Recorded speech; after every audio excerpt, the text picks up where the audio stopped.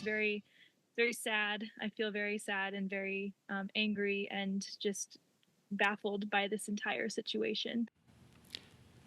Welcome back to Square Off. President Trump's mass firings of federal workers are leaving virtually no agency untouched. They've now reached the people who care for our national treasures, like Grand Canyon National Park.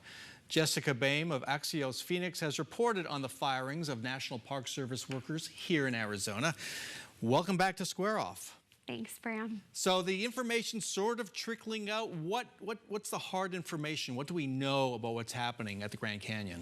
Sure. So I'll tell you what we do know with the caveat that there's a lot that we don't. But we know that at least 10 folks at the Grand Canyon National Park have been fired. That happened on Valentine's Day. And these are people who were both working the front entrance to the South Rim, of course, where everybody enters the national park, and also people who were working on a major repair project of a water pipeline that frequently bursts at the Grand Canyon, costs a lot of money to repair every time it does, and has even shut down campgrounds in recent years. And that's an interesting point, because it's not just the folks you see at the front, right? Exactly. Or the rangers walking around. It's the safety behind the scenes. Exactly. It's things like working toilets. Yeah, I've looked at it as kind of like you have like 3 pillars of concern of where this could lead. And again, we don't know the full impact of how many people have already been fired and how many more could be fired. But the big concerns that we're hearing from the people who work in this line of work daily is you have the concerns, of course, about convenience. You've already seen long lines at the Grand Canyon since this has happened. But then you get to the concerns about, well, if there's no one to unplug the toilets and take out the trash, like you have a like a health issue. And then you get to like an actual physical safety issue. The Grand Canyon is one of the most dangerous national parks, if not the most dangerous national park. We have, I think it's the only park that has an actual helicopter dedicated to search and rescue events.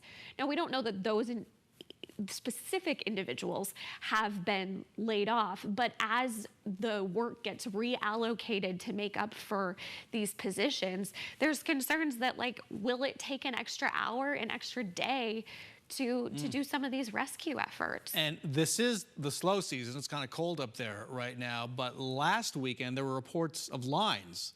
Exactly. To get in. Yes, and again, some of the folks that were laid off worked the front gates, and so you take that away, and it's not as easy as redeploying when there's an entire system in place that people are used to of how to get into these parks. And so, yes, we've already seen lines. We've got about a month to go before spring break, maybe less than that for some kiddos, and so that's when things really pick up there. And it needs to be said, but the Grand Canyon and all the national parks are a major part of Arizona's economy. Yes, I mean, our economy, our national image, we are the Grand Canyon state. But yes, it's a huge economic driver. There's so many towns in northern Arizona. I think of Williams, where I spend a lot of summers. I mean, it's a town pretty much wholly dependent on tourism from the Grand Canyon. Right. And I'm reminded, as I was just doing a little background on the story, was our current governor and the 2 governors before her had to prepare for government shutdowns. Right. That closed the park. Doug Ducey and Jan Brewer had to spend money on this. Right. And I wonder how that could play out here. Yeah, I mean, in the past, we've used state resources to keep parks open when there were national shutdowns. It's unclear whether that's even an option right now with some of the larger budget challenges that the state and governor are trying to work out. And it's unknown what other federal programs could be cut in the days and weeks ahead that the state might need to backfill. So it's not as easy as, oh, well, we'll just shuffle in some folks and see how it works. And so how are Arizona's members of Congress responding to this, in particular our 2 senators? I know they have lots on their plate too. But how are Ruben Gallego and Mark Kelly responding? They're obviously not thrilled. And the greater concern that they, or I shouldn't say greater, but another concern that they brought up is that 2 years ago, former President Biden recognized our newest national monument, which is the ancestral footprints of the Grand Canyon, which surrounds the Grand Canyon.